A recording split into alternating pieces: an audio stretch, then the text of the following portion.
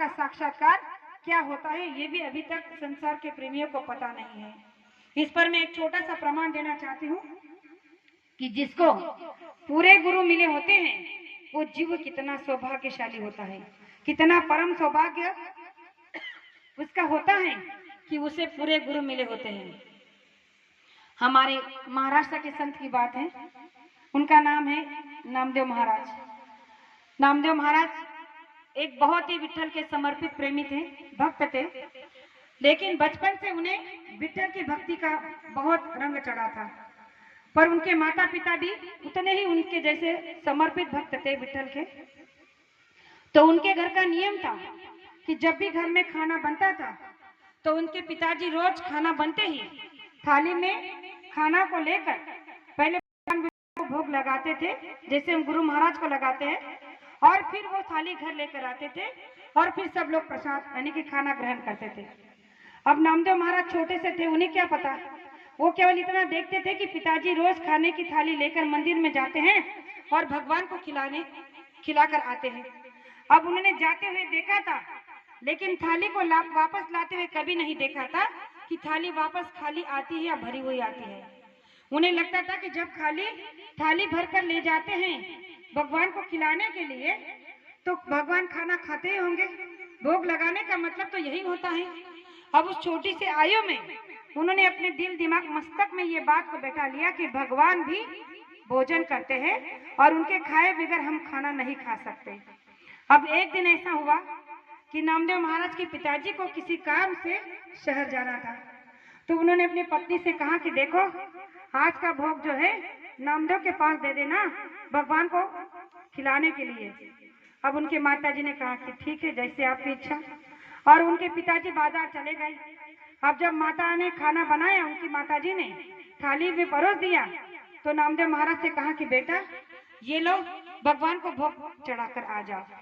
अब छोटे से आयु में भगवान की भक्ति में इतने तल्लीन और इतने मग्न हुए हुए नामदेव महाराज जब वो थाली लेकर गए खाने की, तो भगवान के सामने रख दी और भगवान से कह रहे कि भगवान आज तो पिताजी आए नहीं, आज मैं आपको खाना खिलाने आया हूँ, अब आप ये भोजन स्वीकार करो, ग्रहण करो।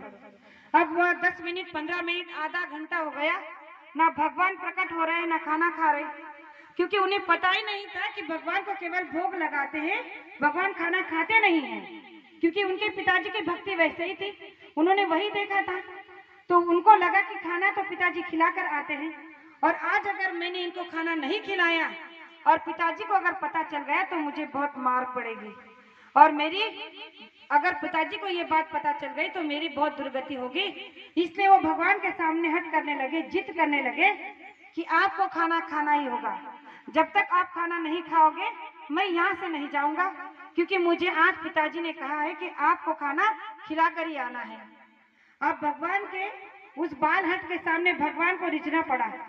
उन्होंने देखा कि कितना बालक, इसकी श्रद्धा कितनी निर्मल और पवित्र है, उसके प्रेम को, उसकी श्रद्धा को देखकर भगवान विठल भी पिघल गए और सामने प्रकट होकर उसके साथ बैठकर खाना खाने लगे। और खाना उन्होंने उस थाली को, जो भी थाली में उन्होंने खाने को लाया था, उस प्रसाद को ग्रहण कर लिया। अब जैसे ही खाना थाली से खत्म हो गया, उस थाली को लेकर भगवान नामदेव महाराज वहां से निकल पड़े। भगवान से कहने लगे कि बहुत अच्छा किया जो आपने खाना खा लिया, वरना घर जाकर माँ मुझे बहुत पीटती कि आपने खाना क्यों नहीं खाया।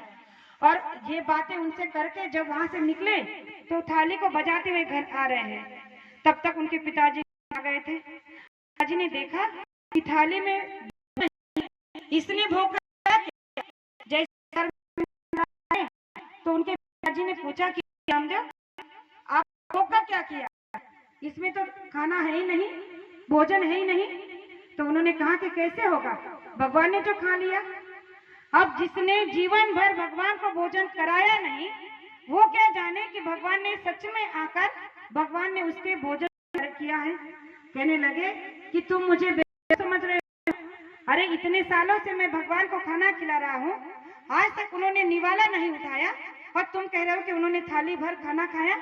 तुम झूठ बोल रहे हो, तुमने ही रास्ते में उस खाने को खाया है या किसी को खिला दिया है। जैसे ही उन्होंने एक डंडा उठाया और नामदेव महाराज को पीटने लगे। तो उन्होंने कहा कि रुको रुको, अगर आपको ये मेरे बात पर यकीन नहीं है तो अभी मैं दूध का दूध और पानी का पानी कर देता हूँ। कहने लगे कि कैसे? चलो मेरे साथ मंदिर में, मैं आपको भगवान के सामने पूछता हूँ, उनके सामने आपके सामने साक्षी करा देता हूँ और उनसे पूछता हूँ कि आपने भोजन किया ही नहीं किया। अगर उन्होंने कह दिया कि मैंने भोजन नहीं किया तो आप मुझे चाहे वो दंड दे देना। अब उनके पिताजी माता सोचने लगी कि कैसा अधम लड़का है, खाने को इसने रास्ते में कहीं खा दिया, फेंक दिया और भगवान पे आरोप लगा रहा है। लेकिन उन्होंने कहा कि मेरी बात तो सुनो, एक बार मंदिर तो चलो, मैं तुम्हें सबूत के साथ बता देता हूँ, प्रमाण देता हूँ कि भगवान ने ही मेरा भोजन खाया है, मैंने नहीं खाया।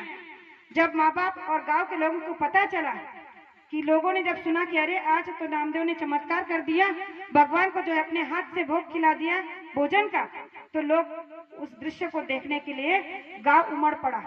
मंदिर में जैसे सब लोग पहुंचे, अब भगवान ने जब ये दृश्य देखा तो सोचने लगे कि अरे ये तो अब गड़बड़ हो गई, मैंने इसका खाना तो चोरी छुपे खाया, अब ये मुझे दुनिया के सामने मेरी पोल खोल करेगा, अब क्या करूं?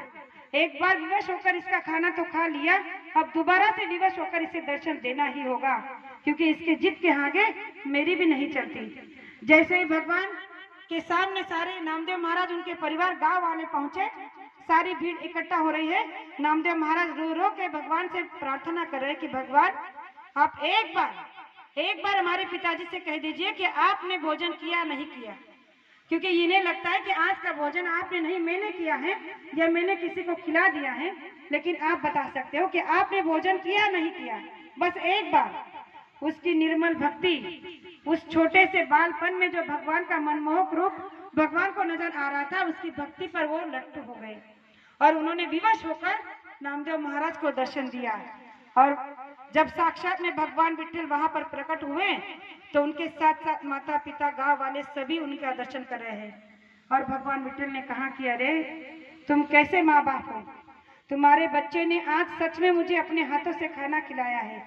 इतने सालों से तुम्हारी भक्ति तुमने की तो सही, लेकिन एक बार भी दिल से खाना खिलाने की कोशिश नहीं की, लेकिन आज इसने अपने इस जिद के कारण मुझे अपने हाथों से खाना खिलाया है। और जब वो दृश्य उनके माता पिता, गांव समेत सभी लोग देख रहे थे तो उनके माता पिता के आंखों से आंसू बह रहे थे। तभी उन्होंने मराठी में एक श्लोक लिखा था कि कुड़ी कन्या पुत्र होती जे सात्विक, तयाच हरिक वाटे देवा, गीता भागवत करित श्रवण, अखंड चिंतन विठोबाचे। उनके पिताजी ने ये श्लोक मराठी में लिखा कि ऐसे भाग्य से माता पिता जिनके घर में ऐसे पुत्र यानी कुड़ी कन्या पुत्र यानी कि ऐसे पुत्र या पुत्री प्राप्त होती है कि जिनके सौभाग्य से माता पिता को भगवान का साक्षात्कार हो जाता है, ऐसे कुल में जन्म लेने वाले बच्चे, माँ बाप कितने सौभाग्यशाली होते हैं। प्रेमियों, आप अपने छाती पर हाथ रखकर एक बार सोचो, क्या एक बार भी हमने गुरु महाराज को इस तरह से पुकारा है? क्या एक बार भी गुरु महाराज के साथ हमने ऐसा वार्तालाप किया है? नहीं किया है। भक्ति तो कर रहे हैं, लेकिन दिखावे की भक्ति आप जन्म जन्म तक करते रहो, कोई फायदा नहीं मिलेगा। गुरु महाराज ने कहा कि अगर आप सच्चे दिल से केवल 2 आंसू मेरे लिए बहा दोगे तो भी मुझे स्वीकार है। हमारे अंदर वो सच्चे प्रेम के 2 आंसू के भूखे हमारे गुरु महाराज हैं, लेकिन आज तक हमने वो भक्ति ना कभी दिखाई, ना वो आंसू कभी बहाए, तो भक्ति कैसे कहलाएगी? जो मीरा का प्रमाण हम कई बार लेते हैं कि मीरा भगवान कृष्ण से बातें करती थी, भगवान कृष्ण के साथ नाचती गाती थी, भजन गाती थी, कीर्तन करती थी, तो ये बात उतनी ही सत्य है, क्योंकि उनका मन भगवान के प्रति समर्पित हो चुका था और समर्पित होने के भावनाओं से भगवान उसके साथ ये सारी क्रियाकलाप करते थे। जब तक हम गुरु को शरणागति नहीं चले जाते, गुरु को समर्पित नहीं हो जाते, तब तक हमारी भक्ति दृढ़ नहीं बन सकती। लेकिन आज हम सभी केवल इस दिखावे की भक्ति में फंस गए हैं, एक दूसरे के